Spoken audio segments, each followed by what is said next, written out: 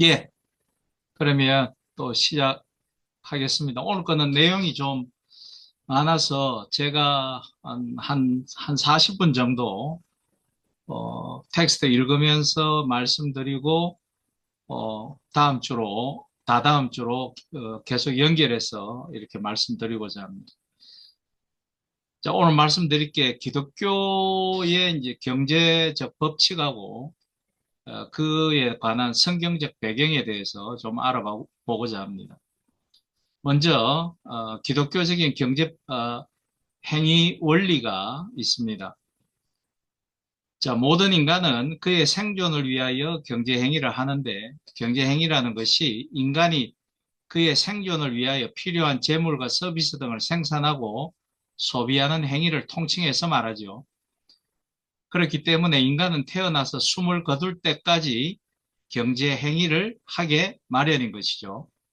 어떤 것이라도 우리가 소비를 해야 되고 필요한 것은 직접 생산을 하거나 또는 구입을 하거나 또는 교환하거나 그렇게 해야 된다는 것이죠. 그런데 우리의 경제행위의 대상들은 대개 희소성을 가지고 있기 때문에 우리 인간은 그것들을 최소의 비용으로 이용하고 얻으려는 자연적인 욕구가 있습니다. 이 욕구에서 생긴 경제행위의 기본 원리가 소위 우리가 아는 경제법칙이라는 것이죠. 이 경제법칙을 경제학은 최소의 비용으로 최대의 효과를 얻는 원리라고 정의합니다. 이 원리는 만유의 원리지만 모든 인간은 그들의 종교 또는 전통, 관습, 제도 등 가치관의 차이에 따라 실제 경제 생활의 패턴을 달리합니다. 이 장에서는 그리스도인의 경제 원리를 세 단계에 걸쳐서 설명하고자 하는 것입니다. 어떤 재물관을 가지고 있어야 되느냐, 어떤 노동관이 성경에서 이야기하느냐 등을 이야기하고자 합니다. 그래서 경제 체제들은 위에서 제시된 각, 각 경제 문제들에 대하여 나름대로 해법을 제시하고 있는데 현대의 대표적인 경제 체제는 자본주의와 사회주의로 나누어 볼 수 있습니다. 이 장에서는 성경적인 경제 원칙에 대하여 논의하면서 자본주의와 사회주의의 근저를 이루는 기본 정신을 소유권의 개념과 인간관의 관점에서 살펴보고자 한다. 자본주의 사상의 핵심은 개인의 사유재산권을 강조하는 자율 경제 사상이죠. 즉 자본주의에서는 재화는 사적으로 소유되면 누구에게도 간섭받음 없이 그냥 자유롭게 자신의 효용과 유익을 위하여 사용할 수 있다라고 보는 거죠. 자본주의에서는 인간을 자율적 행동이 가능한 합리적이고 이성적인 인간으로 전제하고 있습니다. 그러니까 그것도 뭔가 어폐가 있다라고 우리는 생각하고 있지만 우선 그렇게 가정을 두지 않으면 어떤 학문이 발전해 나갈 수 없고 그 학문이 확산되어 갈 수는 없겠죠. 반면 사회주의 사상의 핵심은 공동 원리를 주장하는 사상입니다. 그래서 많은 사람들이 공산주의, 사회주의가 바로 성경에서 그 토대를 이루고 있다. 그리고 세계적인 사회주의자 마르크스 유대인이죠. 성경을 어렸을 때부터 필독을 하였고 유대교에서 개신교로 전환한 사람이었고 또 하나는 바로 소련을 공산화시킨 레닌이죠. 레닌 역시 유대인입니다. 예. 그래서 그 사람들의 생각들이 전부 다 그런데 우리가 엄격하게 말씀하시면 드리면요. 마르크스주의와 공산주의는 일맥상통은 하나 마르크스주의가 공산주의는 절대 아닙니다. 우리가 알고 있는 공산주의는 전부 다 독재죠. 독재를 근간으로 하는 전체주의고 또 철저한 계획경제고 마르크스는 계획경제를 이야기한 적이 없어요.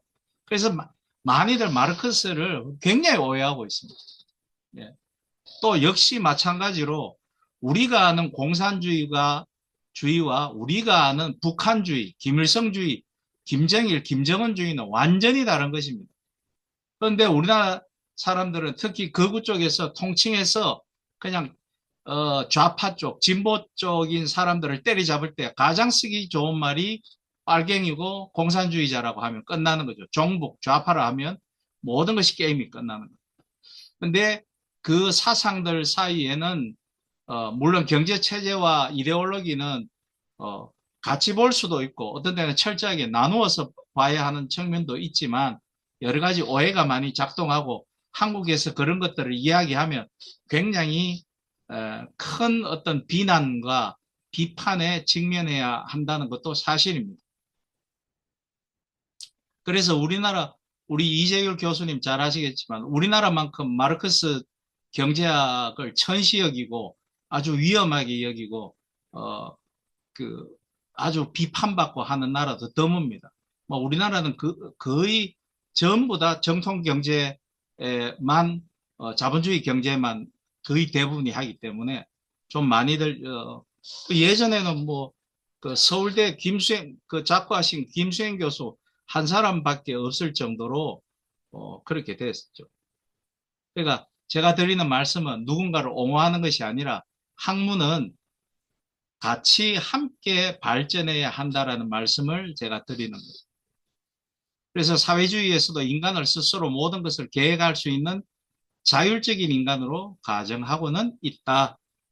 자본주의와 사회주의는 기술적인 내용에 있어서는 서로 상이한 듯이 보이나 그 기본 밑바탕은 공통적인 부분이 많이 있다. 이 두 체제 모두가 스스로 최선의 의사결정을 하고 계획할 수 있는 완전한 인간을 전제로 하고 있다는 점이나 진보주의 정신이 밑바탕을 이루고 있는 물질주의적인 세계관을 가지고 있다라는 공통점을 가지고 있다.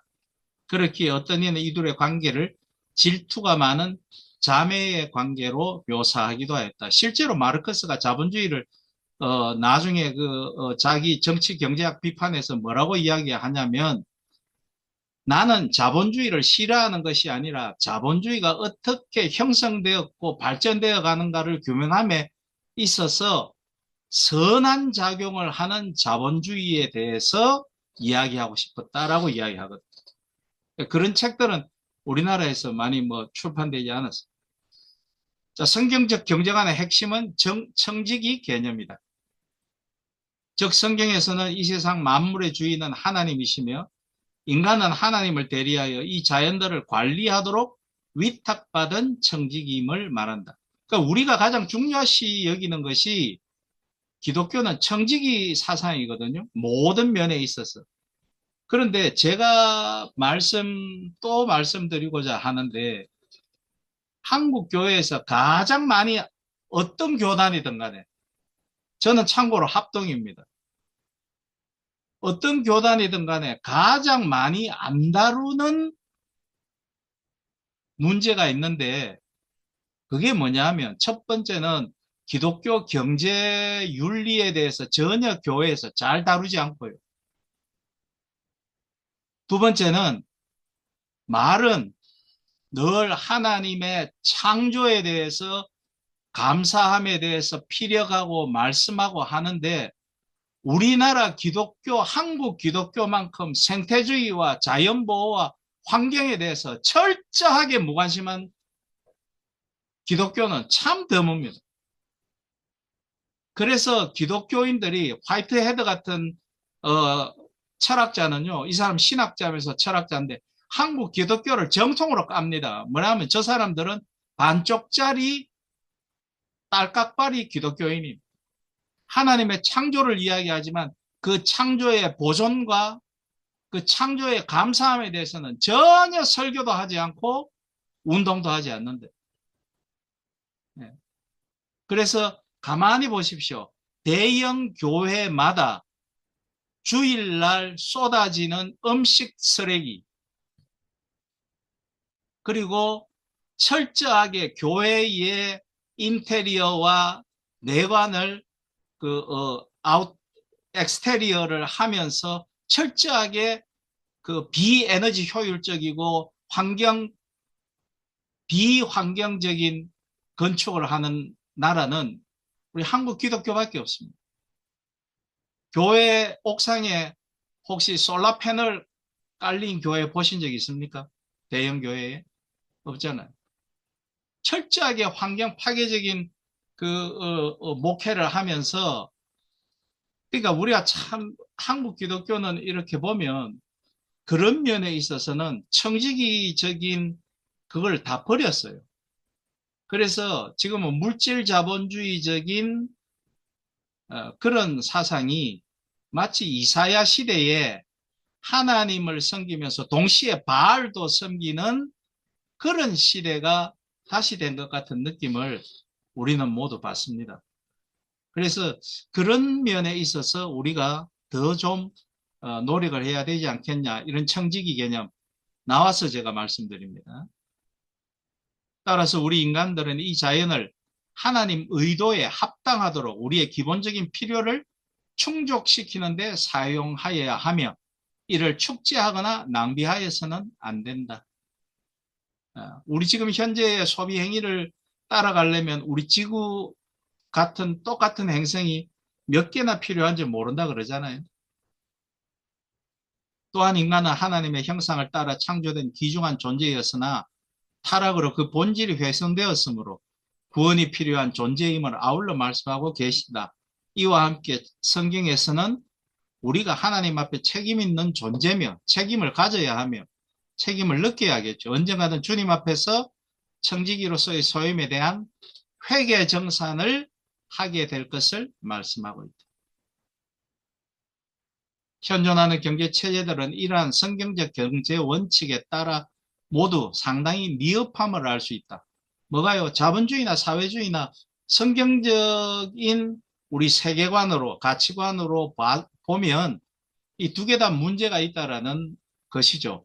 먼저 시작된 자본주의 체제는 물질적 효율성에 있어서는 다소 우세함을 보이고 있지만, 물질적 세계관의 만연, 인간 소외 현상, 빈부격차의 심화, 양극화죠. 점점 더 많아지고 더 심해지고 있습니다. 특히 지난 우리 동아시아 경제는 IMF 사태 이후 세계 전체로는 2008년 외환위기 이후에 그 양극화가 점점 벌어지고 세계의 5% 남짓한 부자들이 거의 전 세계 부의 50% 이상을 가지고 있다는 게 점점 드러나죠. 그럼에도 불구하고 사람이 동일시의 심리작용을 통해서 내가 부자도 아닌데 자꾸 부자 편을 듭니다. 내가 권력자도 아닌데 내가 자꾸 권력자의 편을 들려고 하는 그런 우리 죄성에서 비롯한 그런 심리적 작용에 의해서 우리가 자꾸 그들을 이해해주고 인정해주는 바람에 사회가 점점 양극화는 벌어지고 있다. 우리가 눈치를 채거나 눈치를 채지 못하거나 간에 양극화는 점점 벌어지고 있는 형편이죠. 아시겠지만 제가 대형교회에서 부목사를 지날 때도 제 눈에는 신자들의 양극화, 성도들도 서울로 치면 강남 사람, 강북 사람 딱 나눠서 모이는 게 눈에 보이고, 그 다음에 그걸 은연중에 목회자들이 나누어서 봤죠. 네. 제가 저도 이제 우리 우재영 선생님처럼 늦게 교수 생활하다가 늦게 신학 공부를 하게 됐는데, 저희 동기들이 전도사를 이 서울대 나온 애들, 연고대 나온 애들 되니까 강남에서 그때 벌써 강남에 있는 교회에서 그 전도사들을, 우리 총신 전도사들을 뽑을 때 뭐 사대문안은 물론이지만 연고대, 서울대 뭐 그렇게 뽑더라고요. 그렇게 뽑아가지고 그 빈익빈 부익부가 아주 심각한 지경이었다. 그러니까 자기들이 그 중등부 행사하는데 파리바게뜨 빵을 나눠줬더니 대부분이 놔놓고 가더래요. 그 왜 이거 놔두고 가냐 물었더니 하는 말이, 엄마가 방부제 들어간 빵은 먹지 말아요. 그래, 그거를 주일날 전도사들이 모아놨다가 화요일 날 학교 가지고 오는 겁니다. 그 우리가 너무 좋은 거예요. 그런 빈익빈 부익부가 기독교에도 이미 세상의 자본주의가 교회 안으로 들어와 버렸다. 제가 늘 말씀드리지만 사탄은 아주 아름답고 아주 쾌적하고 아주 매력적인 모습으로 다가오는 거죠. 그래서 그 다음에 재물관을 한번 보시죠. 재물관. 과거에는 부가 화폐, 토지, 귀금속, 식물, 동물 등 물건과 노예 등 유형의 재산으로 한정되었다. 그런데 현대에는 우리의 재산이나 신용도 부의 일종이 되었다. 요즘은 뭐 완전히 신용사회 아닙니까? 요즘 현금 가지고 다니십니까? 현금 가지고 안 다니잖아요. 예. 교회에서도 그 계좌번호로 헌금을 받죠. 그게 사실은 그 헌금의 사고도 미연에 방지할 수 있는 아주 좋은 시스템인 것 같습니다. 그러나 뭐 제가 알고 있기로는 부산에 뭐 한 교회는 제가 알고 있습니다. 신용카드로 헌금 받는다 하는 이야기는 들었는데 미국은 벌써 오래전부터 신용카드로 헌금 받고 11조 받고 한다는 걸 제가 알았습니다. 그게 지금은 중국 같으면 요즘 QR코드로 다 한다라는 거잖아요. 그래서 이제 그게 신용을 바탕으로 하는 것들이니까 그게 이제는 점점 그게 이상하지 않다. 자, 그래서 이러한 경향으로 부의 범위가 넓어졌다는 의미도 되지만 물질적인 가치 척도가 재물 자체뿐만 아니라 우리의 재능, 지적 능력, 생김새 등 모든 것을 경제적 가치 개념으로 평가할 수 있게 되었다는 것을 뜻하는 거죠. 더욱 더 많은 사람들의 여러 가지 기프트가 우리가 하나님으로부터 받은 달란트가 이제 그게 경제 개념으로 바뀌어 간다는 거예요. 돈이 된다라는 거죠. 한마디로 말씀드리면. 그러니까 이제는 잘생겨도 아니 연예인 하면 되겠구나. 돈이 되는구나. 이렇게 된다라는 것입니다. 즉 재물을 평가하는 범위가 그만큼 확대되었음을 의미한다. 이게 교회를 넘어오지 않아야 되는데 넘어온다라는 거죠. 성경에서는 돈이나 물질적인 부에 대하여 긍정적인 면과 부정적인 면 모두를 말하고 있다. 따라서 성경의 재물과는 재물의 두 측면을 균형 있게 이해해야 한다. 이게 칼빈의 재물관이었습니다. 칼빈은 부정적인 것도 존재하지만 긍정적인 면도 분명히 있다. 네. 지난번에 우리 이재율 선생님이 칼빈 경제관을 이야기했지만은 말씀해 주셔가지고 잘 이해가 되지만 칼빈 같은 경우에는 이자도 인정을 했어요. 당신에게 그 돈을 빌려준 만큼 저 사람은 어디에 투자를 하거나 그걸로 사업을 하거나 장사를 못했기 때문에 그 손해보는 기간 동안에 아주 최소한의 그 돈을 활용한 것에 대해서는 지불을 해야 된다라고 이제 칼빈은 이야기를 했죠. 자, 하나님의 축복으로서의 부. 구약 성경에는 물질적 부는 하나님이 주시는 복이라는 사상이 나타나 있죠. 아브라함에게 가축과 금은이 풍부하였다라는 말씀처럼 아브라함은 큰 부자였으며 그의 아들인 이삭 또한 부유하였다. 이삭이 야곱에게 축복할 때 하나님께 물질을 위한 복을 강구하였다. 의인이었던 욥은 당대의 부자였고 자신이 소유한 부가 하나님으로부터 온 복의 소산임을 인정하고 감사했다. 더욱이 모진 시련 가운데서도 하나님을 향한 믿음을 포기하지 아니하였을 때 하나님께서는 그의 재산이 갑절이나 더 되도록 부를 허락하셨다. 그래서 부의 긍정적인 측면을 성경은 드러내고 있습니다. 솔로몬의 기도는 하나님의 마음에 합당하여 들었기 때문에 하나님으로부터 막대한 물질의 복을 받았다. 내가 구하지 아니한 부귀와 영화도 내게 주노니 내 평생의 왕들 중에 너와 같은 자가 없을 것이라. 지혜를 구했을 때 그렇게 주신 거죠. 그래서 우리가 계속해서 신명기 28장 1절로 14절에서도 우리가 하나님의 말씀에 순종하면 물질의 복을 부어 주시겠다고 말씀하셨다. 그 순종이 어떤 순종이냐, 내용이 여러 가지 있다라는 걸 우리가 깨달아야 된다는 것입니다. 그러니까 무조건 뭐 말씀에 순종해서 하루 종일 기도하고 예, 자기 집보다 예배당에 나와서 사는 걸 더 즐거이 하는 사람에게 어떤 경제적인 부가 나올 수 있겠습니까? 네가 내 하나님 여호와의 말씀을 청종하면 이 모든 복이 내게 임하며 내게 이르리니. 여러 곳에서 성경은 부에 대하여 한결같이 하나님이 주시는 복의 결과로 말하고 있다. 부가 하나님이 사람에게 주시는 여러 복 중의 하나임은 분명하다. 예. 자, 그리고 부의 위험성에 대해서 보시겠습니다. 신약에서는 물질적 부에 대한 부정적 측면이 자주 언급되고 있다. 그래서 어떤 사람들은 저도 마찬가지입니다만 예수 그리스도께서는 좌파일 것이다.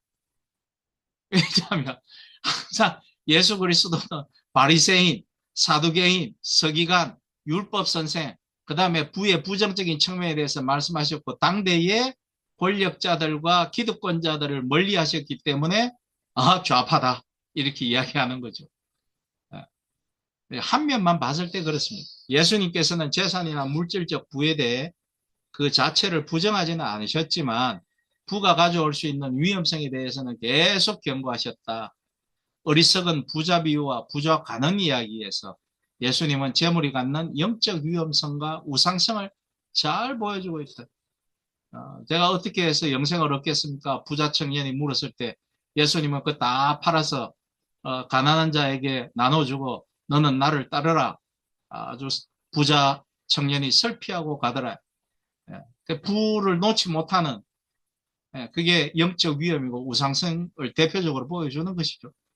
사회적 지위와 재물 그리고 도덕성까지 갖춘 이 청년에게서 예수님께서는 한 가지 부족한 것을 보셨는데 그것은 그의 마음 깊은 곳에 자리한 부에 대한 신뢰와 의존성을 버리지 못한 것이었다. 그래서 부를 선택할 것인지 하나님을 선택할 것인지 정하라고 하셨죠. 부자였지만 예수님을 영접한 후에 물질에 대한 미련을 깨끗이 버린 세리 삭개오에게는 예수님은 결코 그의 소유를 모두 버리라고 하신 적이 없는데도 말씀입니다. 그러나 삭개오는 버렸죠. 그런데 우리가 자꾸 이 세리라고 그 성경에 이야기하는데 사실은 세리가 아니고 지금으로 하면 고리대금업자, 유저리라고 해야 하는 게 맞습니다. 왜냐하면 로마 식민 정부가 유대에서 세금을 받으려고 하니까 이 저항이 거셀 것 같으니까 그 당시 유대의 소위 지금 이야기하면 조폭들에게 세금을 거둘 권한을 줍니다. 그래서 그 이제 유대사를 보면 나오죠. 그래서 이 동네에 힘 있는 이 깡패들이 세금을 걷어서 일부를 로마 식민정부에 주고 나머지는 자기가 착복을 하고 그 착복한 돈으로 다시 주민들에게 빌려주고 이렇게 해서 잘못 번역을 해가 자꾸 텍스 컬렉터라고 이야기하는데 사실은 그게 아니고 고리대금업자, 깡패 같은 고리대금업자. 우리 지금은 안 그런가 모르겠습니다만 우리 부산을 예로 들면 한때 부전시장 서면 그 뒤쪽으로 보면 영광도서 그 뒤쪽으로 보면 수많은 그 어무와리깡하고 서민들에게 그 돈 사채 빌려주는 사채업자들, 고리대금업자들, 그 다음에 이렇게 깡하는 그런 업자들이 많았죠. 그런 사람이었죠. 그러니까 유대 사람들이 아니 세금을 거두는 사람들을 왜 죄인이라고 하겠습니까?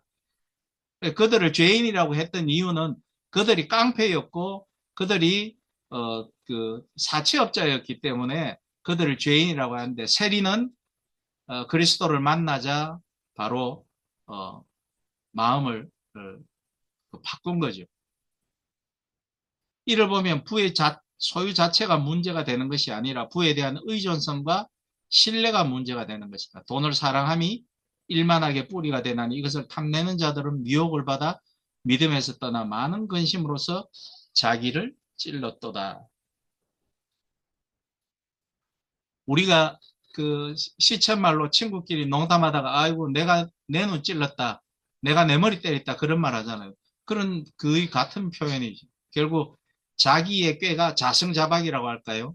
자기가 나름대로 이제 주로 보면 믿는 자들이나 목회자들이 하나님을 위해서 내가 더 큰 성전을 바치겠다고 했는데 그게 결국은 자기를 찌르는 믿음이 깨어지고 실수를 하는 그런 역할들을 우리가 볼 수 있는 것이죠. 자, 부의 진정한 기능은 하나님께서 우리에게 부를 허락하신 이유는 무엇일까? 성경은 부의 기능과 인간의 생존에 필요한 기본적인 욕구 충족과 하나님의 사역을 하는 데에 사용할 것을 강조하십니다. 자, 기본적인 욕구 충족이라면 하나님께서는 물질적인 세상을 사람이 살아감에 있어 삶의 수단으로 주셨고 따라서 모든 사람이 자신의 욕구를 만족시키는 것은 창조 질서에 합당하다. 창조 질서는 인간 자신을 위한 하나님의 은혜로서 우리의 경제 생활은 이로써 정당화될 수 있는 것이다.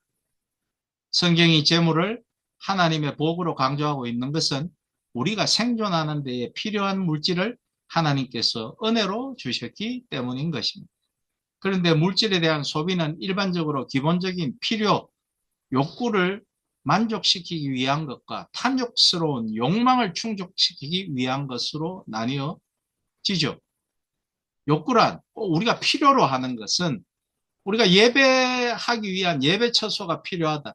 그래서 작은 예배당이라도 있었으면 좋겠다 하다가도 성도가 어느 정도 조금만 늘어나면 거기에 나도 좀 더 큰 규모의 예배당을 가지고 싶다. 나도 노회에 가서 어깨에 힘 좀 줬으면 좋겠다. 노회의 여러 가지 일들을 우리 교회에서 유치했으면 좋겠다는 그거는 욕망으로 생기는 것 아니겠습니까? 욕구란 인간이 자신의 품위를 유지하면서 생존하여 나아갈 수 있는 기본적인 수준을 의미하는 반면에 욕망은 이를 제외한 다른 용도의 사치, 과시하고 탐욕적인 것에 사용하는 것을 의미한다. 하나님께서는 물질이 인간의 삶에 만족을 주는 필요를 위해서가 아니라 사치한 욕망을 만족시키는 것으로 취급할 때 이를 비난하신다. 물질은 사람의 생존에 필요한 수단일 뿐이지 결코 사람의 목적이나 의지하여야 하는 신뢰의 대상은 아닌 것이다. 그렇기에 재물의 본연적인 기능은 사람의 생존에 필요한 의식주를 만족시키는 것이다. 하나님 사역에 참여하는 헌금과 나눔. 우리 또 한국 기독교만큼 헌금 종류가 헌법에 각 교단 헌법에 기록되어진 헌금도 많지만 각 교단 헌법에 기록되지 않는 불법적인 헌법도 많은 것이 사실이죠. 저는 그 교회에 돌아가서 제가 교회에 돌아간 게 43이었거든요. 그리고 바로 신학을 했는데 교회에 들어가서 놀란 게 있습니다. 그게 그 뭐야 그 저 저 저 저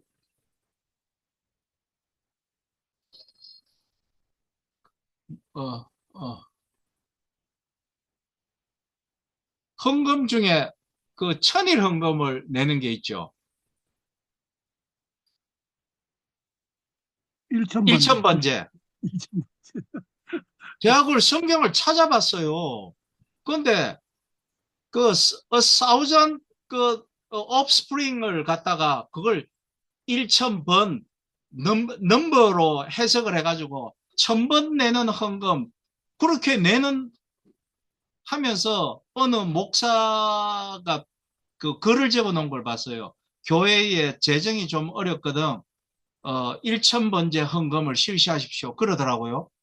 그러면 교회 재정이 좋아진다고. 이거 큰일 났구나. 그런 생각을 제가 한 적이 있습니다. 그러니까 이게 철저하게 이제 불법적인 헌금으로 가는 거 아니겠습니까? 헌금은 하나님의 복음사에게 직접적으로 사용되도록 신자가 드리는 물질을 의미한다. 헌금은 크게, 이거 현금이라고 잘못되었습니다. 헌금은 크게 나누어 신자의 소득의 10분의 1을 드리는 11조와 우리가 자발적으로 드리는 여러 종류의 헌금으로 구분할 수 있다. 나눔이란 어려운 이웃의 구제를 위한 기부를 의미한다. 신자는 때로는 기본적인 필요까지도 희생하여 어려운 이웃들을 도와야 한다. 가난한 사람들을 돕는 것은 그리스도인들의 1차적인 의무이죠. 헌금 생활은 그리스도인들이 당연히 실천해야 하는 의무이며 억지로 함이 아니라 자원하는 마음으로 그리고 예비함으로 하여야 하며 물질이 충분하거나 어려운 중에 처하거나 어떤 상황에 처하든지 실천하여야 하는 것이다. 라고 성경은 이야기를 하고 있다는 거죠. 그러나 11조의 강제성에 대해서는 그건 우리가 이슬람은 같이 구약을 보는데요. 이슬람은 얼마 할 것 같습니까? 이슬람도 이슬람의 그 파마다 좀 틀린데 대개 평균적으로 40분의 1을 합니다. 그러니까 11조가 아니고 41조죠. 이슬람이. 그렇게 아마 모하메드 이후에 그들의 선지자라는 모하메드 이후에 그게 이슬람의 상황과 그렇게 함께 그걸 이렇게 변형시키며 나아간 것 같습니다. 자, 재물관 했습니다. 그 다음에 토지관입니다. 나중에 지금 왜 헌금과 이거는 여러 가지 하실 말씀도 많을 건데 나중에 저 뒤에 가면 우리 헌금 11조에 관해서 본격적으로 챕터 따로 다루어집니다. 토지관 보겠습니다. 오늘은 요 토지관까지 하면 적당할 것 같습니다. 자, 땅은 우리 인간에게 기본적인 생존권을 보장하고 있습니다. 이러한 토지에 대한 권리가 무시된다면 그 밖에 소외 인권이라는 모든 인간의 권리는 진정한 인권이 아니라 종의 권리에 불과합니다. 이처럼 땅은 인간과 매우 밀접한 관계를 가집니다. 성경은 인간의 근원이 땅이라고 가르치며 그를 통한 인간과 땅의 근원적인 친밀성을 강조합니다. 이건 약간 제가 쓰고도 어폐가 있는데 우리가 흙으로 만들어진 게 아니고 우리는 먼지로 만들어졌죠. 흙이 아니라 클레이도 아니고 우리는 더스트, 먼지로 만들어졌어요. 그래서 어쨌든 친밀합니다. 인간은 본래 땅에서 나왔기 때문에 땅을 근거로 하여 살아가도록 창조되었다.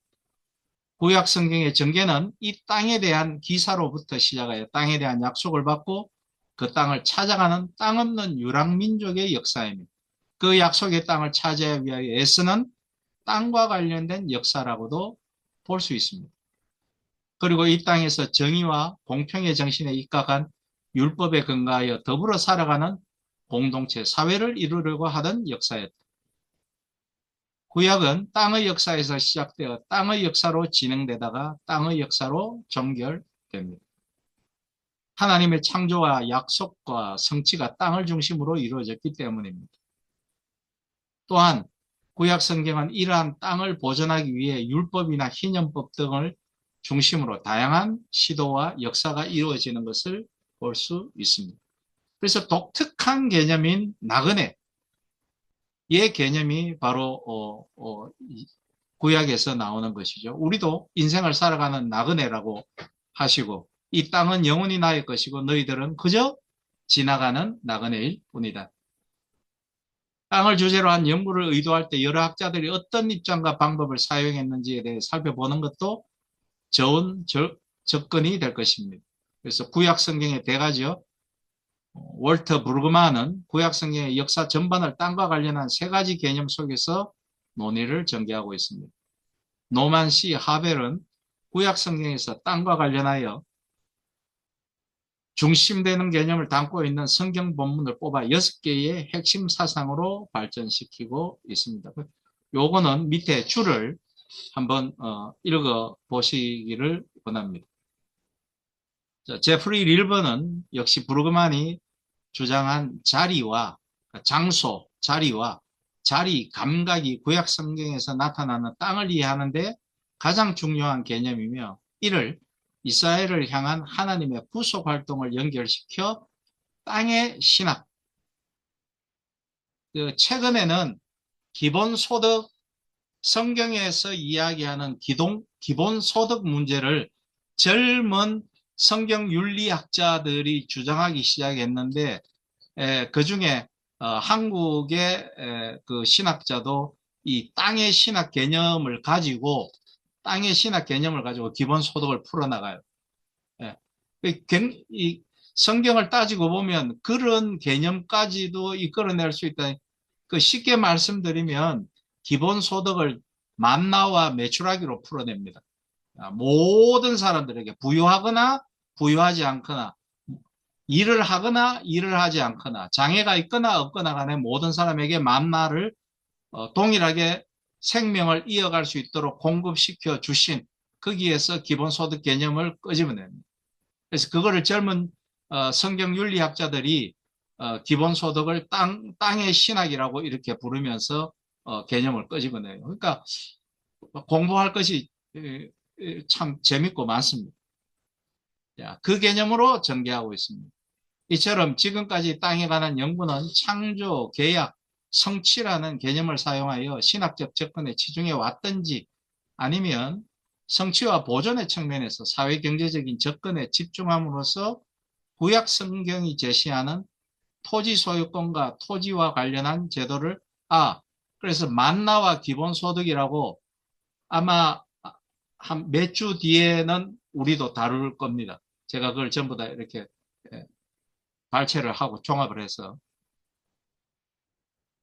구약 성경이 제시하는 토지 소유권과 토지와 관련한 제도를 어떻게 실시하였는지에 대해서 명쾌하게 반영하지 못하는 것을 쉽게 발견할 수 있다.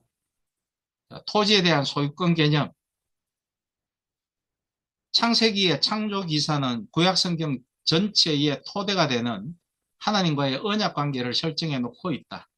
창세기 1장 세계 창조 역사는 창조의 주인공으로서의 하나님을 주목하고 있다. 그러나 2장에서는 창조물의 주인공으로서 인간이 살아가야 할 주 무대로서 땅의 중요성을 부각시키고 있다.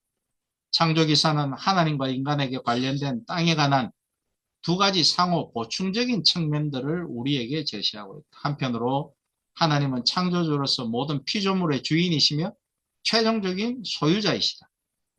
다른 한편으로 하나님께서는 땅을 인간에게 맡기셨다. 그리고 이런 두 가지 측면들의 완전한 실현을 위해 에덴의 동산을 창설하셨다. 구약 성경의 첫 구절은 태초에 하나님이 천지를 창조하시니라고 선언하고 있다. 하나님이 천지를 창조하셨다는 선언은 만물이 여호와께 속하였다는 사상 속에서 지속적으로 성경에 계속되고 있다. 땅과 관련하여 지금까지 주목하지 못했던 함축적 의미는 땅의 근원적 창조자가 하나님이라고 밝힘으로 인해 그에 대한 신적 소유권을 인정하는 대신 인적 소유권은 부인되고 있다는 것이다. 인간은 하나님의 총체적 창조물 중에 일부로서 나머지 피조물에 대한 절대적 소유권을 갖지 못한다는 것을 창조기사는 명확히 하고 있다. 이러한 사실은 또한 땅이나 기타 피조물에 대한 인간의 거래나 매매를 전혀 암시하지 않음을 분명히 하고 있다. 그럼에도 창조 초기에서부터 예외적으로 인간에게 그 소유권이 인정되는 것들이 있었는데, 예컨대 가축, 낙타, 종 등의 동산과 아주 예외적인 특수한 목적의 땅들이 매장지, 이거는 보면 아브라함이 사라가 죽었을 때 매장지를 산 거, 이런 거 보면 우리가 알 수 있죠. 그 다음에 제단을 쌓을 터와 포도원, 밭과 촌락, 그 외에 특수한 용도의 땅 등이 바로 그것들입니다. 일부에 한해서 어떤 측면에 있어서 인간의 소유권을 그 땅에 대해서는 하나님이 인정해 주시고 허락하셨다라는 거죠. 이렇게 볼 때 창조주 하나님의 땅에 대한 신적 소유권의 강조로 인해 파생되는 인적 소유권에 대한 제한은 곧바로 인간의 땅을 사용할 수 있는 권리와 그에 따른 땅으로부터의 이익을 얻을 수 있는 권리마저도 박탈되었다고 보기는 힘들다. 또한 다른 물질적 재화에 대한 합법적인 사적 소유권은 어느 정도 인정되고 있음을 의미한다. 다만 그러한 권리가 인정된다 하더라도 땅은 모든 인류가 평등하게 사용할 수 있는 권리가 항상 우선한다는 점을 더욱 강조되고 있다. 그래서 미국의 그 유명한 조지 헨리가 토지 어, 토지 공공재를 주장할 때 바로 이 성경에 기초를 한 것이 그거죠. 빈곤과 진보라는 책을 통해서 그랬죠. 땅의 차원에 접근하고 그것을 사용하는 권한이 자원을 개인이 소유하는 권리의 도덕적 한계를 지우는 공유된 권한인 것과 마찬가지로 그 자원을 이용한 경제 과정에 최종 산물을 소비하거나 누리는 권리도 모든 사람의 필요에 의해 제한되는 권리이다.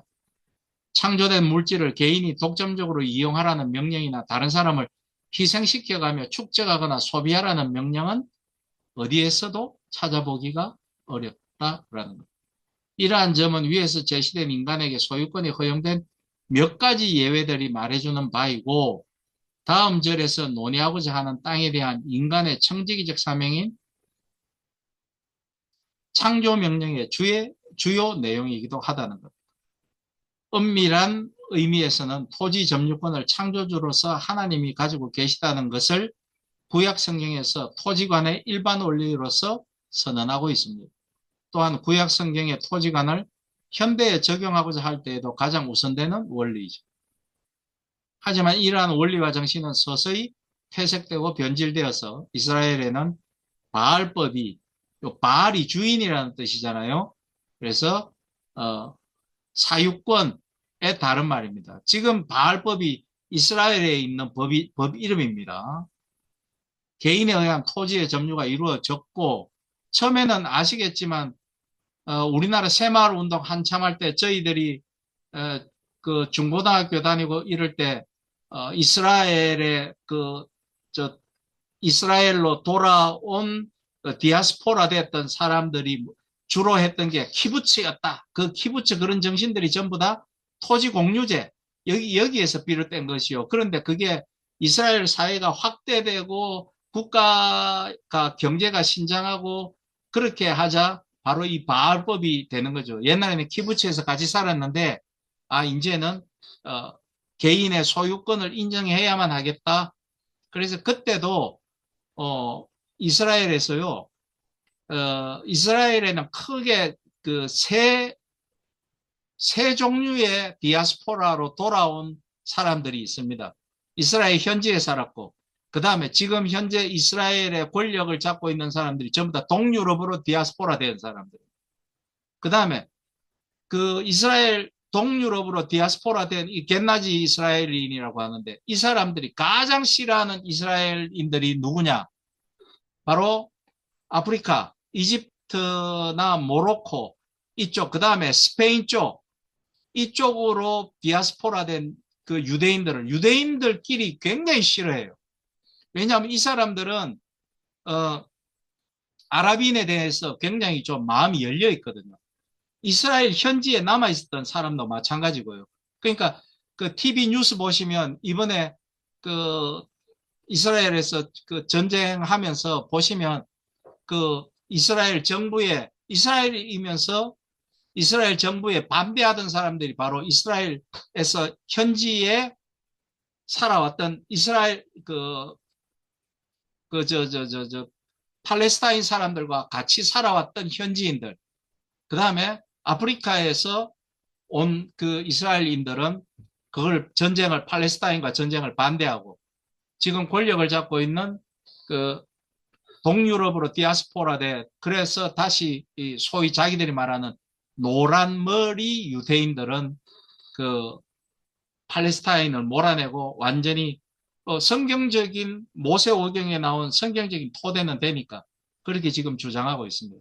그래서 한 번씩 그 유대에 관한 그 현재의 이스라엘에 관한 책들도 한번 읽어보시면 상당히 재미있습니다. 그래서 그게 바알법이죠. 그게 오늘날에도 마찬가지로 토유 사회제를 근간으로 하는 사회체제가 자리를 잡고 있는 현실이 이스라엘의 현실이다. 그리고 우리들의 현실이다. 토지에 대한 사적 소유가 널리 퍼져 있는 현실에서 구약성경 토지 간의 현대적 적용 방안은 땅은 여호와의 것이라는 정신을 나름대로 구현할 수 있는 것이어야 한다라는 것입니다. 성경적으로 볼 때, 그러니까 저희들 저 같은 경우에는 지금 우리나라에서도 항상 문제가 되는, 자, 경기가 좋으면 좋은 대로 문제가 되고, 이 부동산 문제, 땅 문제, 경기가 나쁘면 나쁜 대로 문제가 되고, 지금 대구는 어떤가 모르겠습니다. 이 부산과 경남에서는 지금 서울은 또 몰라요. 서울은 인구가 우리나라 인구 절반이 서울 경기에 올라가는. 지금 부산 같은 경우에는 건설회사가 막 넘어지고 있습니다. 아시겠지만 롯데 그 대기업인 롯데건설이 지금 유동성 문제로 현금 문제로 휘청휘청한 부산에 비어있는 아파트 신축 아파트 굉장히 많습니다. 그러니까 당장 국민 경제에 부담이 되잖아요. 이 사람들이 지금 일을 못하고 그 밑에 수많은 노동자들이 일을 못하고 하니까 이게 문제가 되지 않습니까? 예. 이렇게 안 돼도 문제. 또 너무 잘 돼가지고 부동산이나 이 아파트가 경기 과열이 돼서 하루 자고 일어나면 프리미엄이 엄청나게 불어서 서민들이 그런 마음 가져보셨습니까? 제가 영도다리 지나가면서 저녁에 고신대학에서 나와가지고 학생들 가르치고 고신대학에서 내려와서 그 새 영도다리를 지나가면서 수많은 불빛이 반짝이는 아파트를 보면서 야, 아파트 저렴하는데 내 집이 없나? 얼마나 많은 목회자들, 얼마나 많은 그 신자들이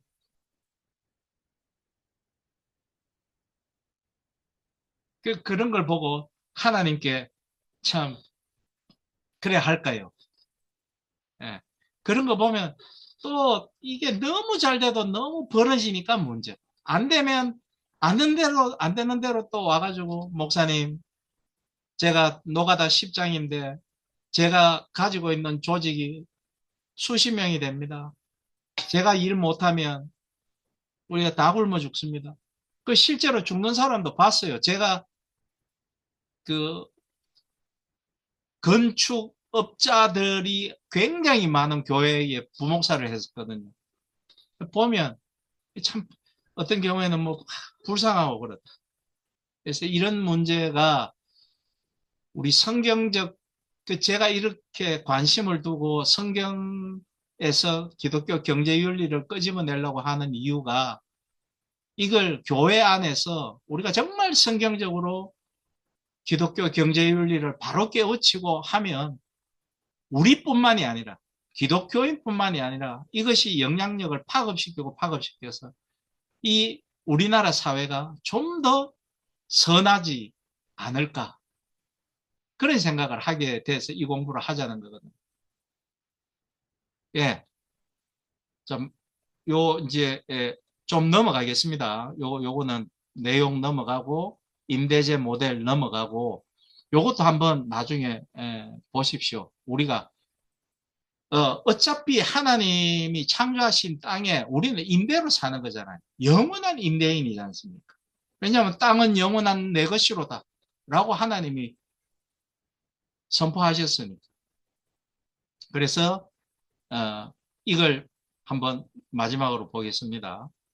이스라엘의 토지 원칙, 성경에서 말하는 토지 원칙은 토지 신유다. 땅은 하나님이 것이다.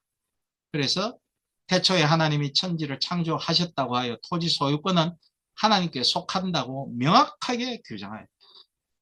토지 신유는 고대 이스라엘 부족의 토지 사용 방식의 출발점이고 근대까지 쓰여졌다.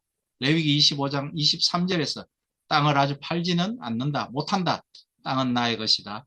너희는 다만 나그네이며 나에게 와서 사는 임시 거주자일 뿐이다. 임대인이다. 이 말씀들에 따르면 토지 소유권이 하나님께 속하기 때문에 나그네인 인간이 서로 토지를 영원히 사고 팔아서는 안 된다.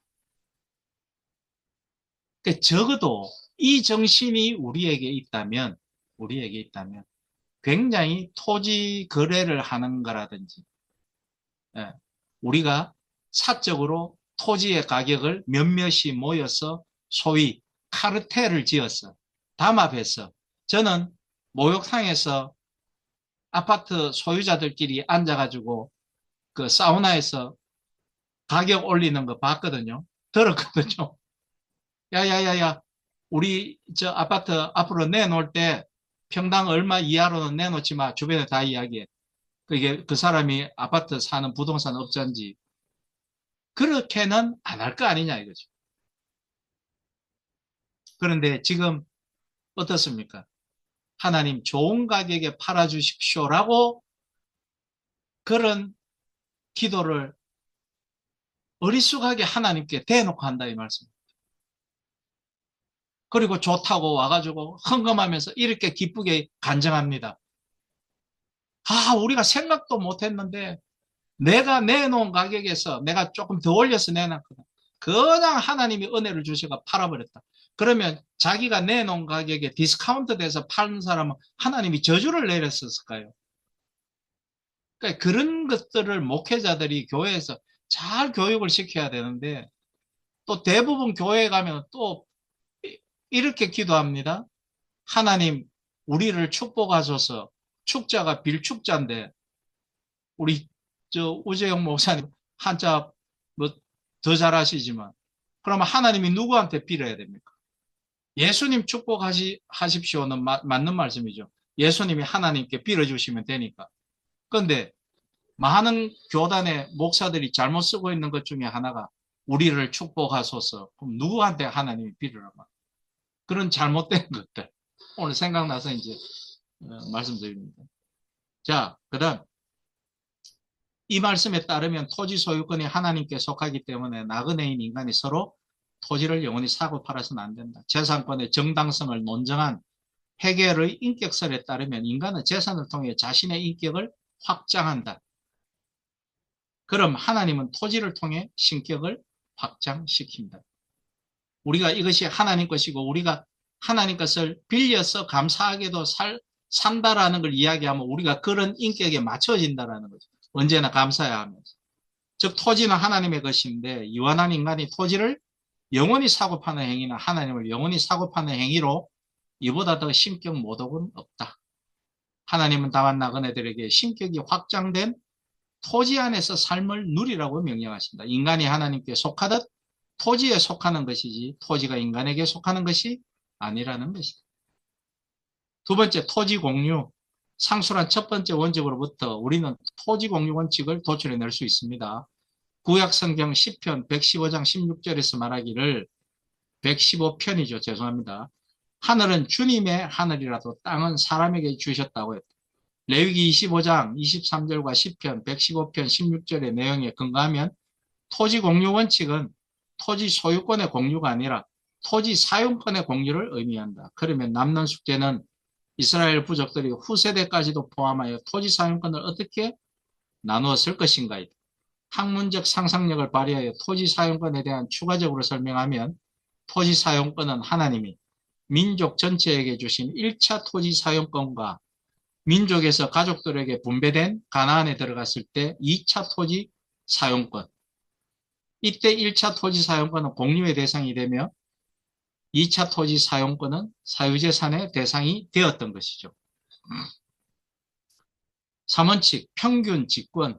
토지 사용권을 평등하게 분배하는 평등직권 원칙은 이스라엘 부족이 토지 사용권 분배와 유지에서 지켜진 핵심 원칙이다. 구약 민수기 33장 54절에서 땅은 주사위를 던져 가족별로 나누어 가지도록 하라. 큰 쪽에는 큰 땅덩어리를 유산으로 주고 작은 쪽에는 작은 땅덩어리를 유산으로 주어라. 주사위를 던져 나오는 대로 각자 자기의 것으로 삼도록 하여라. 땅을 나눌 때에는 같은 조상을 둔 지파들끼리 나누어 가지도록 하여라고 언급하고 있다. 그런데 요세푸스의 유대 역사서에 따르면 토지 분배는 단지 농지 면적만이 아닌 농지 가치도 함께 고려하였다. 그러니까 면적만 주다 보면 가치가 다른, 한쪽은 포도원이 잘 되고 한쪽은 푸성기가 잘 되는데 그런 문제에 있어서 골고루 고려 나중에는 그런 기법들도 나왔을 것입니다. 자연스럽게.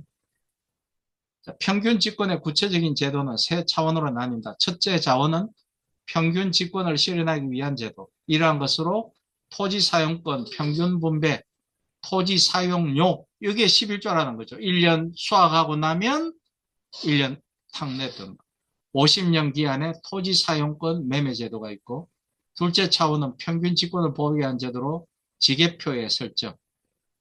셋째 차원은 평균 집권을 회복하기 위한 것으로 토지 무르기와 희년 제도가 있다. 근데 굉장히 이 생태 환경적으로 대단한 게 토지에 처음 나무를 심었을 때는 첫째, 둘째 과실을 수확하지 말라고 하시잖아요. 저는 그런 지혜는 그게 신적, 그 당시로는 그게 신적 지혜가 아니면 과연 그런 게 있을 수 있었겠냐. 근데 오늘날은 우리가 그렇지 않게 하기 위해서 유전자에 손을 대고, 그죠? 그 다음에 억지로 화학 비료를 투입해서, 그래서, 한다는 게 그게 과연 옳은 것인가. 하나님의 창조에 대해서 우리가 한번 생각을 해야 될 것 같습니다. 예. 그 다음에 좀 넘어가죠. 쭉, 익선. 그래서 뭐 거의, 자, 여기에 보시겠습니다. 요 이스라엘 토지제도. 이스라엘의 토지제도를 오늘날의 토지 사유제 및 공공토지 임대제와 비교하면 혼란을 초래하는 요소들이 존재한다. 첫째, 농경지를 영구히 사용하도록 하겠다는 점에서 2차 토지 사용권은 실제로는 영구적인 소유권이 되는 효과를 가져옵니다. 가나안에 가서 부족별로 나눴을 거냐. 둘째, 오늘날의 공공토지 임대제는 공동체가 토지 소유권을 공유하고 개인이 토지 사용권을 갖는 것임에 비해 구약 이스라엘 토지법은 토지 소유권이 하나님께 속하며 민족 전체가 1차 토지 사용권을 공유하고 가족이 2차 토지 사용권을 사유한다는 점입니다. 첫째 혼란은 구약의 선지서들을 통해 해결된다. 선지서의 공통적인 구도가 백성들이 우상 숭배 등으로 인해 하나님의 계명을 어기거나 토지 독점 등을 통해 평등한 2차 토지 사용권 관계를 무너뜨리면 하나님은 민족 전체와 맺은 1차 토지 사용권 계약을 파기하고 백성을 그 땅에서 쫓아내셨다. 하나님이 약속하신 영구이라는 의미로 바로 이러한 의미다. 구현할 것은 하나님이 토지법을 제정하셨을 때의 목적은 어느 한 사람도 가난한 상황에 처하지 않도록 토지를 평균 분배하는 것이지 공공토지 임대제 그 자체를 실시하는 것이 아니었다. 그러니까 성경에서 말씀하시는 토지에 관한 기독교 경제 윤리는 가난한 자들이, 소외받는 자들이 없게 하라는 의미인 것이죠. 예. 그것이 우리는 사실은 차선책으로, 토지, 공유제를 이야기하고 있는 것입니다. 지금은 그거라도 하지 않으면, 너무나, 소외된 사람들, 가난한 사람들이, 예, 살아가는 실존에서 존재 자체가 무너져 내리기 때문에 그렇습니다. 한 시간이 조금 지났습니다. 그래서 그 성경의 노동관과 분배관은 다다음 주에 계속 하도록 하겠습니다. 오늘은 이쯤에서 마치겠습니다. 또 뭐 감상이나 수고하셨습니다. 하실 말씀 있으시면 하시면 좋겠습니다. 네, 공유를 해지하고, 네, 공유를 해지하셔야 되는데, 예? 아, 공유를 해지. 예, 예, 예, 좋습니다. 예, 예, 있습니다. 됐지? 예. 예, 수고 많으셨습니다. 고맙습니다. 예, 아이고, 오늘 뭐, 양이 너무 많아가지고, 이게 소화가 안 되네. 아이고, 참. 제가, 들으면서, 진짜 이게, 경제와 연관해가지고, 우리 기독교인들이 제대로 알고 좀 성경적인 어떤 그런 그 이해를 해야 되겠나? 가치관을 해야 되겠나? 그게 너무 필요하다는 것을 오늘 강의를 들으면서 더 확실하게 어, 더 깨닫게 되었습니다. 그래서 저는 강의를 들으면서 왜 그럴까 생각하니까 결국 하나님께서 우리 인간을 이제 육체를 가진 존재로서 창조를 하셨기 때문에 이게 그 경제라고 하는 것은 물질을 떠나서는 이제 생각할 수 없잖아요. 그런데 지금은 아까 이야기하셨지만 이제 그 부라고 하는 것이 어떤 신용 이런 거하고 또 이제 연결돼 가지고 이제 개념이 더 확대가 됐지만은 원래 옛날부터는 물질에서부터 이제 출발돼 가지고 인간에게 필요한 그런 것들이 서로 이제 주고받고 하다 보니까 우리가 이야기하는 그 경제 제도 이런 것들이 이제 발전이 되어가고 지금은 뭐 이제 앞으로 어떻게 될지는 모르겠지만은 계속해서 뭔가 이렇게 변화가 있고 이제 발전이 되는데 이런 생각까지 이제 하게 돼요. 그 저는 뭐 그게 우리 고등학교 다닐 때까지 경제에 대한 그런 교육을 받은 기억이 별로 없어요. 제 기억에는 하도 오래돼가지고 뭐 잊어먹어서 그런지 모르겠는데 그 당시만 해도 거기다 60년대 거기 이제 후반 이제 그때인데 경제가 그때 많이 발달되지 않아서 뭐 그런지 그건 잘 모르겠고 그런데 이제 자꾸 경제가 발달되고 이제 산업화가 진척이 되고 이렇게 하다 보니까 사람들이 자꾸 이제 그 그야말로 재물에 대한 이제 그런 관심 그게 이제 사회의 여러 가지 어떤 인식이라든지 또 사회의 여러 가지 변화 이런 것들이 뭐 이게 한결에 움직이 가잖아요. 그리고 어느 한쪽에 뭐 이렇게 그게 뭐 특별하게 이렇게 되는 게 것이 아니고 모든 게 문화라든지 뭐 예술이라든지 어떤 뭐 경제라든지 이게 다 이제 어우러서 이제 이렇게 가는데 그 밑바탕에 전부 다 이제 그 경제하고 연관되는 이런 게 다 이제 그 주축이 된단 말이죠. 아까 잠시 이야기했지만, 그래, 네, 그거 잘생겼으니까 뭐 배우 해가지고 돈 벌여라. 이런 식으로만 다 이게 생각을 이제 하는 거죠. 그러니까 우리가 하나님 주신 어떤 재능, 그 탤런트를 갖다가 좀 생각하고 그것을 남을 위해서 어떻게 좀 이렇게 쓸 수 있을까.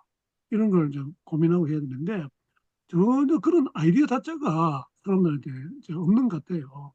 그래서 아까 디모데 바울이 이야기했듯이 그 우리 번역에는 어, 돈을 사랑함이 일만하게 의기라 음, 우리다.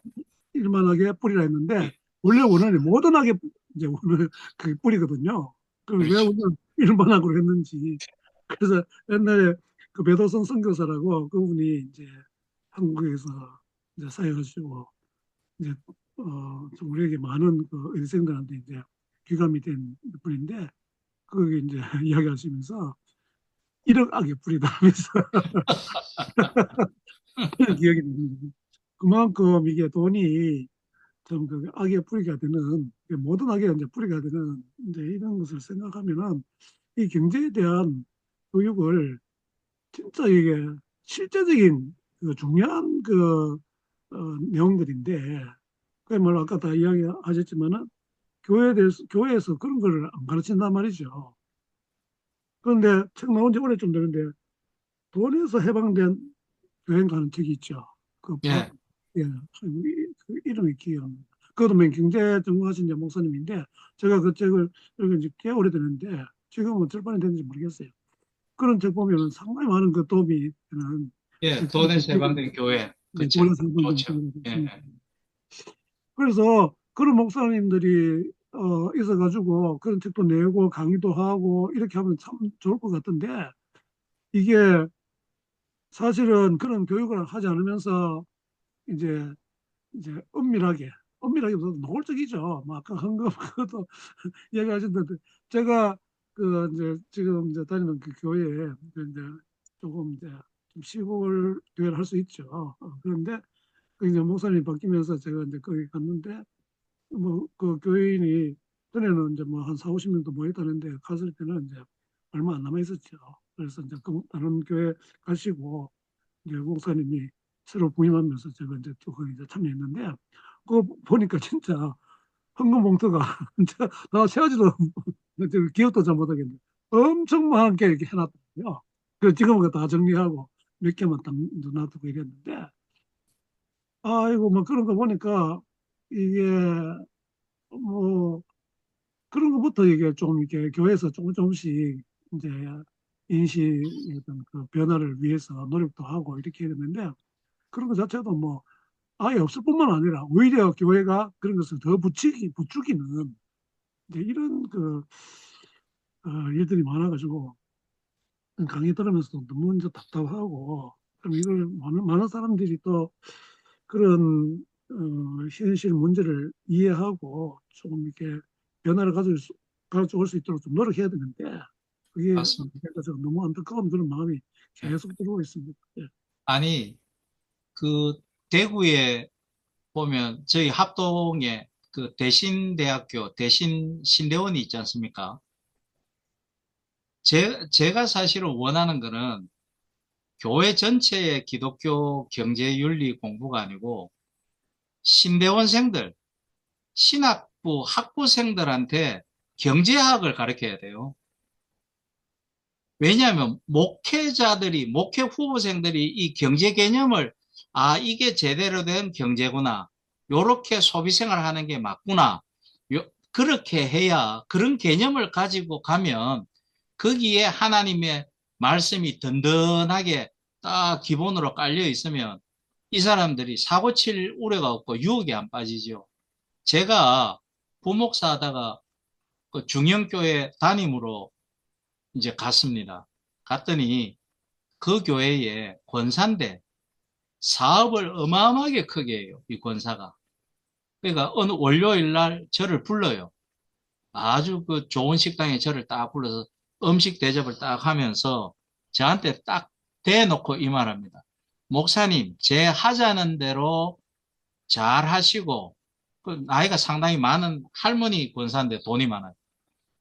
제가 하자는 대로 잘 하시고 제 말을 잘 들어주면 좋은 차, 그 다음에 한국에서 가장 유명하다는 음식점, 예, 그거 다 드립니다. 그러더라고요. 그 제가 딱 한마디 했습니다. 권사님, 제가 나이 들어서 선생질 하다가 하나님 불러서 목사가 됐는데 돈 한 100억 갖고 와가 내 한번 사보이소 사지는가. 그것도 경제 전공한 사람한테 그래 말씀하시면. 근데 제가 그 말 들었을 때 처음부터 철벽의 마음이 생긴 게 아니고 혹 하더라니까요. 좋은 차 사준다는데 저는 그 찝차 영업용 몰고 다녔거든요. 그럼 좋은 차 사준다는데 나도 누구같이 벤츠 한번 타고 노회 한번 가가 찔락거리 볼까? 그런데 가만히 생각하니까 야, 내가 경제학 그래도 전공했는 놈이 이 일에 내가 놀아가 되겠나. 그러니까 유혹이 그렇게 좋게 오더라니까요. 다 사준답니다. 다.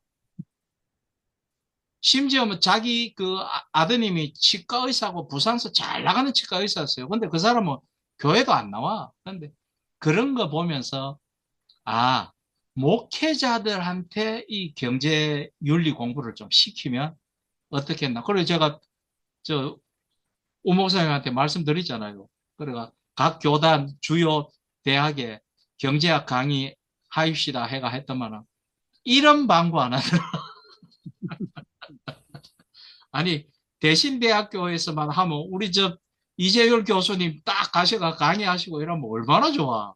에? 시간도 많으신데. 예, 그런 뜻에서 우리 이재열 선생님 한마디 하셔야지. 굉장히 중요하셨는데.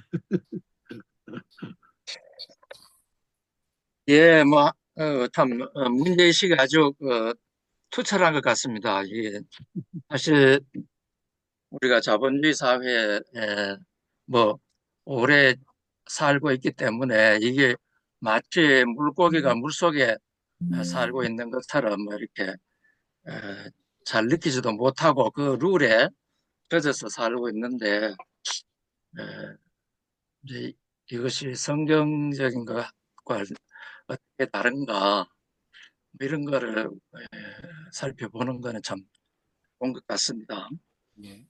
예. 근데 이제 참 이게 경제 문제가 어려운 것 같아요. 이게, 에, 이제 흔히 우리가 성장이냐 분배냐 이런 문제를 다루는데, 예를 들면 중국 한번 보면은 뭐 백동 시절에는 철저한 평등주의를 어, 고수를 하다 보니까 이게 발전이 성장이 너무나 안 되는 거예요. 막. 예? 전부 이제 막 대부분이 그냥 배고파 죽을 지경에 다 보니까 결국 등소평이라는 사람이 나타나가지고 이, 이 성장 위주로 정책을 바꿨잖아요. 성장 위주로 정책을 바꾸게 되면은 이 각자가 아이디어를 총동원해서 어, 창의적으로 어, 그 생산을 하도록 허용을 해야 되기 때문에 이게 또 이제 불평등이 생길 수밖에 또 없어요, 이게. 예? 그래서 얼마 전까지 쭉 그렇게 해왔지 않습니까? 그러다가 이제 시진핑이 들어와 가지고 계속 그 정책을 하다가 얼마 전부터 한 3, 4년 전 됐나요? 이 이제 뭐, 공동부유라 그러죠. 공동부유라 그래서 다시 이제 분배 위주로 살 방향을 틀다 보니까 이게 뭐 마윈도 막 쫓아내버리고 잘 나가던 IT 기업들 막 독채를 켜가지고 어? 거기서 돈을 또 왕창 뜯어내면서 이 이제 정부에 조금 대든다고 그냥 다 쳐버리고 이런 식으로 하다 보니까 지금 이제 또 주춤한단 말이죠.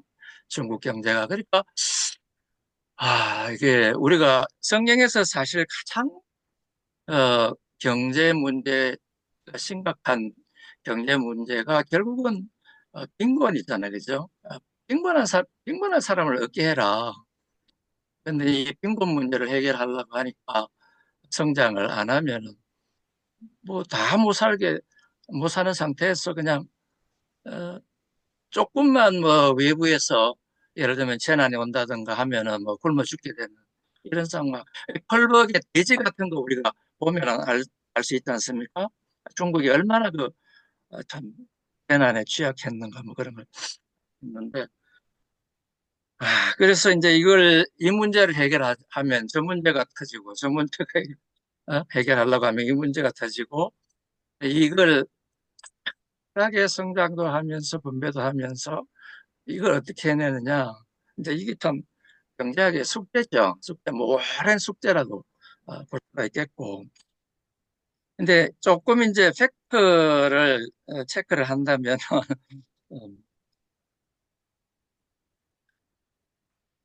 마르크스는 물론 유대인 맞습니다만은 유대인 중에서는 좀 이단자죠. 그러니까 유대인 중에서 굉장히 일종의 반유대적인 반골이 많이 나왔어요. 예를 들면 철학에서는 뭐 스피노자 같은 사람, 이런 사람은 범신론자가 되어버렸잖아요. 그래서 유대 공동체에서 쫓겨나는 그런 사람이었고, 마르크스도 마찬가지고 아버지는 개신교로 바꿨어요.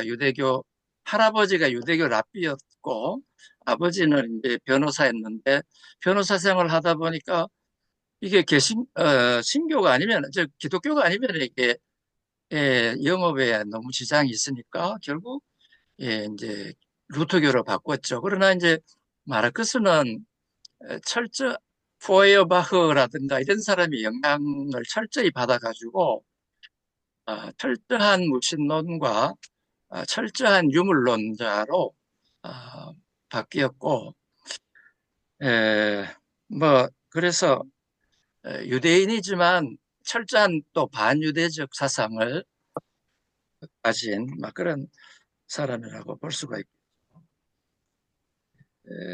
그리고 이제 이제 토지 문제에 저도 이제 관심이 많았었는데, 이제 성경을 보면은 사실 양쪽에서 다, 그래서 그런지 기독교, 민주당도, 기민당도 있지만은 또 기사당도 있잖아요. 기독교 사회당도. 그러니까 기독교 사회주의자도 있습니다. 그렇죠?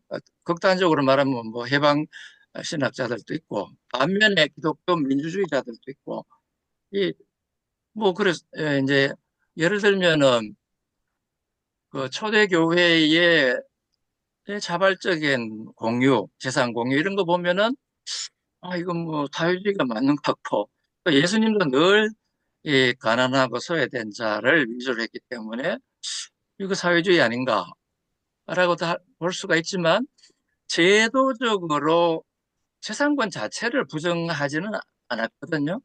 그렇고, 구약에도 마찬가지로 이제 토지는 하나님의 것이라고 했지만 뭐 하나님이 등기부상에 나타날 수는 없잖아요. 등기부상에 나타나는 거는 다 개인이나 아니면 가족 단위란 말이죠.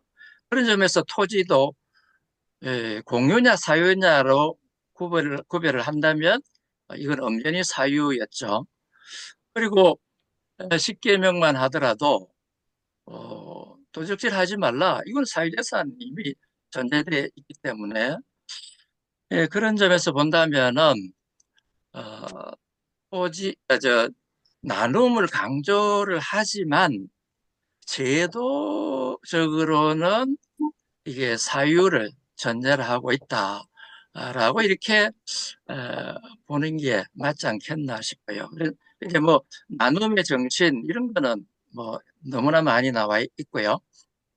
그리고 이제 토지 그 분배도 보면은 여호수아가 아까 그 민수기 얘기를 하셨습니다만은 어, 위치를 정하는 거는 주로 제비뽑기로 이렇게 위치로 정하고 그 다음에 이제 토지 면적을 나눌 때는 그 2차 인구조사 있지 않습니까? 모압 땅에서 2차 인구조사를 해서 그 장정들의 수에 비례해서 이 토지를 또 면적을 나눴더라고요. 예, 그런 점에서 본다면은 이게 이제 사유로 하되 아까 말씀대로 흰년제도는 이제 영구히 팔지 못하게 말하자면은 임대 거래만 하게 임대차 거래만 해서 50년마다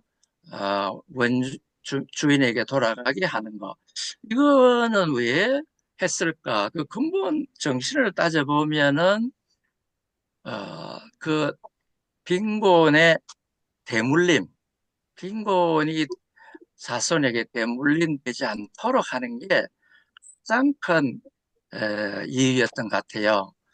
그래서 어떻게 하면은 당대에서 내가 만약에 이제 어떤 재난을 당해가 토지를 일시적으로 좀 임대해줬다 하더라도 50년 팔았다 하더라도 아들 때 되면은 또 돌아와가지고 어떤 가난에서 벗어날 수 있게 하는 그런 게 이제 목적인 것 같습니다. 그런데 이제 오늘날에 있어서는 이게 토지만의 문제일까? 물론 토지 문제 중요하죠. 그러나 에, 존 롤스가 얘기했듯이 인간에게 주어진 어떤 재능 이거는 그러면 철저히 그 개인의 것일까? 존 롤스는 그것도 공유를 해야 된다고 주장하거든요. 토지는 똑같이 나누고 그 다음에는 뭐 일론 머스크처럼 어떠한 자기의 재능을 활용을 하든지 당대 세계 최고의 부자가 돼도 그것에 대해서는 세금을 물리지 말고 토지에만 세금을 물려라. 이런 주장은 이거는 너무 고대적인 주장 같아요. 오늘날에는 아이디어라는 게 하나만 있어도 20년 만에 30년 만에 세계 최고의 부자가 될 수 있거든요. 그런 점에서 기술, 지식, 아이디어 이것도 어, 공유로 해야 된다. 어? 이게 청지기 정신에 더 맞지 않는가? 이제 제 생각은 좀 그렇습니다. 예. 예, 뭐 성경과 그 경제학을 연관해가지고 이제 약간 그 다른 각도에서 좋은 이야기 해주셔서 너무 감사합니다. 우리가 사실 경제 주제만 가지고도 뭐 1년을 공부해도 뭐 못할 거고 엄청 많은데 조금씩 조금씩 이제 배워가죠. 우리 김정일 선생님은 좀 어땠어요? 예, 아주 그 귀한 강의 잘 들었습니다. 들을 때마다 항상 새롭게 배우고 좋습니다. 예, 그냥 맨입으로 이렇게 배워도 되는지 모르겠습니다. 여기 예, 헌금하면 됩니다. 예, 우리 여기 제도 공동체에 헌금하면 됩니다. 예. 그, 저는 뭐 경제에 대해서 뭐 문외한이나 마찬가지이기 때문에 어떤 전문적인 말씀을 드리긴 어려운데 적어도 그 신구약 전체가 경제 문제에 대해서 대단히 깊은 관심을 갖고 있다 하는 것은 참 분명한 것 같습니다. 왜냐하면은 경제 문제가 제대로 잘 되지 않으면 반드시 그 빈곤층이 생기기 마련이고 그 빈곤층이 겪는 고통은 옛날에도 그랬겠지만 지금도 너무나 끔찍한 것 같아요.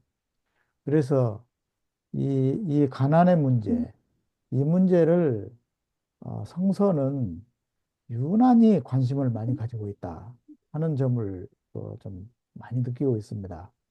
왜냐 아쉬운 것은 성서가 가지고 있는 그런 관심을 우리가 어떻게 하면은 좀 더 우리 시대에 가장 더 퍼펙트할 수는 없지만은 그 어떤 근사치를 좀 자꾸 어, 어떤 제도라든지 어떤 그런 정신이라든지 어떤 신학적인 이런 것을 더 개발해내고 더 연구하고 이런 식으로 해서 적용하고 하면 좋겠는데 거기에 대한 좀 심층적인 그런 학습이 정말 거의 없는 것 아니냐.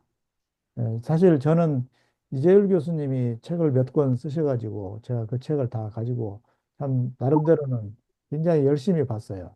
왜냐면은 성서가 이렇게 경제에 대해서 깊은 관심을 가지고 있는 책이구나 하는 걸 이렇게 어느 정도 좀 이렇게 눈이 좀 뜨이더라고요. 그랬는데 그 이재율 교수님이나 최 목사님이나 또 더 좀 책도 많이 저술하시고 그렇게 해서 좀 쉽게 그 경제에 대한 전문적인 지식이 없더라도 특히 청소년들 저는 청소년들이 정말 중요하다고 생각하는데요. 청소년들도 좀 쉽게 읽을 수 있는 그러한 그 어떤 그 책을 좀 써주시면 고맙겠다는 생각이 듭니다. 한 말씀만 이제 더 드린다면은 저는 그 구약에서의 그 토지 문제를 적어도 뭐 바벨론 포로기를 겪은 신학자들이 그러는 영감을 받아서 그렇게 그 했겠지만은 크게 세 가지 흐름이 있었다고 생각이 듭니다. 하나는 뭐냐면은 그 요셉이 총리 대신이 되었을 때 그 땅을 전부 그 왕실의 그런 소유로 다 사들이는 방식을 취하고 그러면 땅이 없는 그런 그 농경을 해야 되는 사람들한테는 5분의 1세를 받습니다. 예, 그런 방식으로 하는데 어떤 분은 그 제도에 대해서 대단히 가혹하다. 예, 그렇게 그 이야기를 하는데 저는 제가 어렸을 때는 지주한테 2분의 1을 냈거든요. 예, 저희 아버지가 논 빌려가지고 농사 짓는데 1년 수확의 2분의 1을 지주한테 주더라고요. 그러니까 2분의 1보다는 5분의 1이 훨씬 가벼운 세가 아니냐. 그런 점에서 요셉은 그 가난한 자들을 위한 그 어떤 배려가 있는 정책을 했다. 그런 생각이 들고요. 그다음에 뭐 잘 아시는 대로 그 율법에 나와 있는 그런 토지제도 그거는 이제 말하자면 경작권을 어, 경작권만 가지고 있는 거죠. 뭐 소유권이라고도 볼 수 있는데 그러나 그것을 50 희년이 될 때, 희년이 될 때는 원주인에게 돌려주는 방식으로 해서 리셋시키는.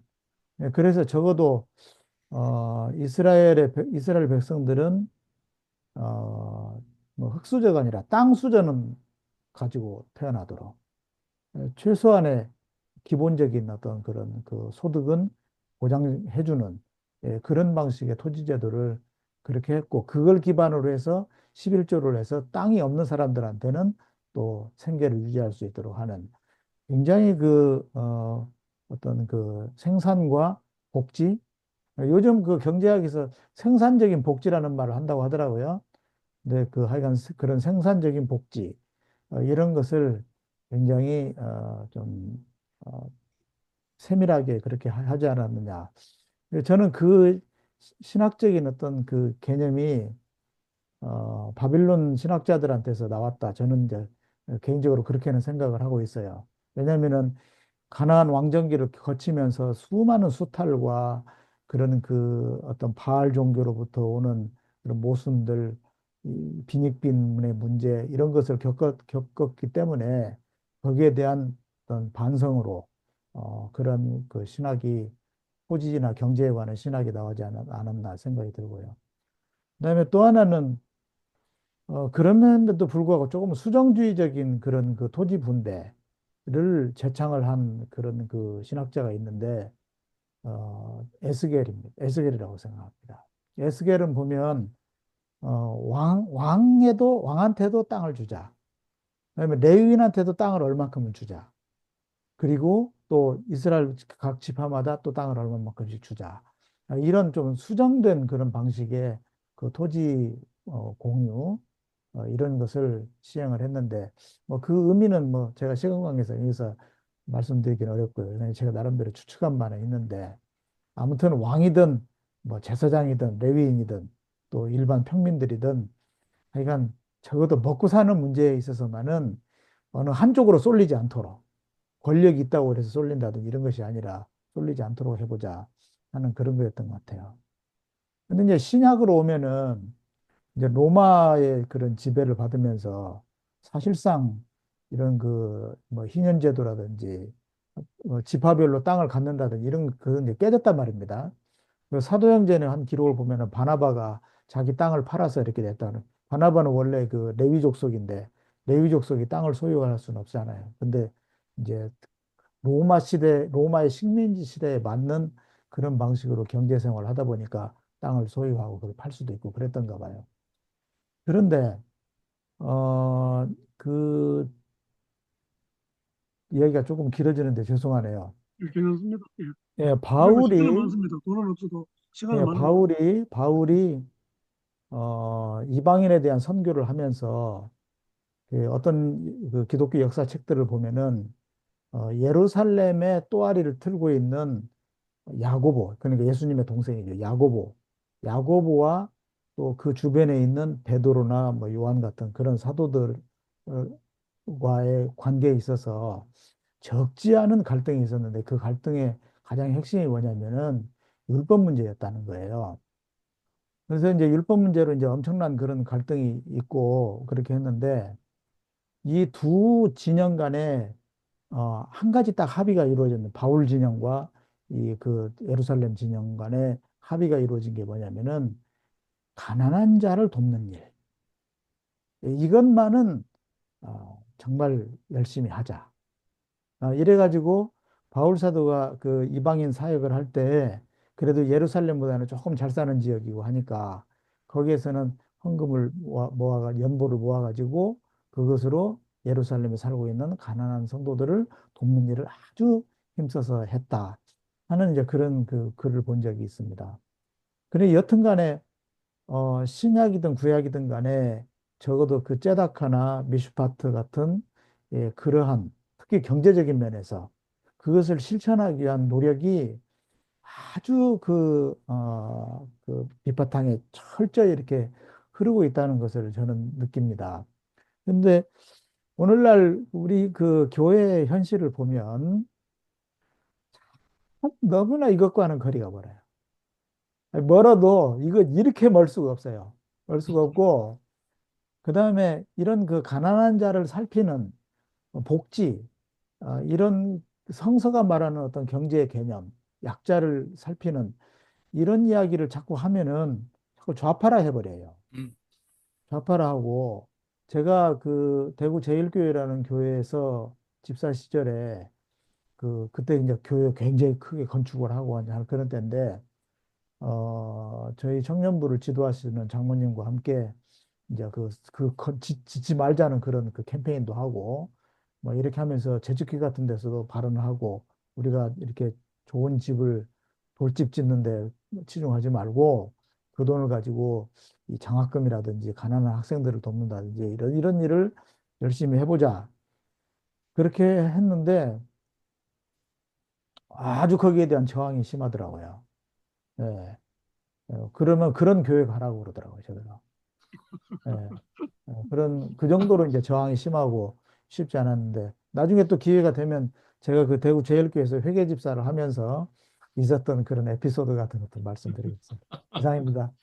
아유, 감사합니다. 네, 지금 그러면, 저, 우리 김종일 선생님은 병원이 대구에 예, 있으십니까? 예, 어, 예. 예, 제가, 신암동에, 예, 제가 대구 한번 가야 되겠네요. 예. 그 예. 말씀도, 재미난 말씀 듣고, 그 동문들끼리 한번 모이죠. 예, 하여튼 이야기가 좀 이렇게 밤을 새도 뭐 이야기 다 못할 거고, 예, 우리 그렇습니다. 뭐 이제 그 작은 주제로 이야기할 것도 너무너무 이제 많고, 그래서 뭐 이런 경제적인 이런 것만 또 다 이야기를 이제 할 수 없어서 이제 이번에는 뭐 이제 총론적으로 이제 좀 이제 공부를 하지만은 보고 이제 예수님 모실 때까지 이제 우리 공부하면 되잖아요. 그래서 중요한 주제별로 이렇게 공부를 하면 되겠다 이런 생각이 듭니다. 우리 이현영 우리 사모는 이야기할 형편이 안 되는지 뭐안 되면은 이야기를 안 해도 됩니다. 예. 시간도 이제 꽤 됐는데 그러면은 우리 김동일 선생님이 한번 간단하게 기도해 주시고 우리 아, 마치십시다. 자꾸 기도시켜 싸서 이게 어떻게, 아니 그래 목사가 뭐 기도해야지 뭐. 그래도 부담됩니다. 네, 기도하겠습니다. 어, 하나님, 오늘 우리 최 목사님을 통해서 참 성서와 경제 관련한 그런 또 좋은 지식을 얻게 되었습니다. 여러 가지로 우리가 속해 있는 이 교회들이 이 경제에 관한 부분에서 지식이 부족하고 또 이것을 알려고 하는 노력조차도 게을리하고 있는 그런 실정으로 생각이 되어서 참 안타까운 마음으로 하나님께 간구하고자 합니다. 한국교회가 여러 가지 분야에서 특히 이 경제에 관해서 성서적인 경제, 하나님의 말씀인 성서가 말해주는 그런 경제를 많이 배우고 그래서 이것을 목회 현장에서 그리고 이 사회에서 잘 적용할 수 있는 그런 역사가 일어날 수 있도록 도와주시기를 원하옵고 또 다시 만날 때까지 주께서 우리를 건강하게 지켜주십시오. 감사드리며 예수님의 이름으로 기도합니다. 아멘. 네. 감사합니다. 예, 편히 네. 드십시오. 예, 네. 수고하셨습니다. 네. 광고에. 광고 한 가지는 네. 다음 주 모임은 없습니다. 예. 설 연휴가 있고 그래서 아, 예. 제가 벌써 한 2년 하면서 1년 반 가까이 했는데 한 번은 이게 좀 짝퉁이 있잖아. 내가 한 번 빠졌고 이번에 이제 두 번째입니다. 계속 하려고 했는데 아무래도 좀 쉬는 게 좋을 것 같아서 그렇게 하고 그러면 2월 첫째 주에 우리 최 목사님 이제 예. 계속해서 강의해 주시면 되겠습니다. 예, 편히 수고하셨습니다. 쉬십시오. 네, 감사합니다. 수고하셨어요. 네.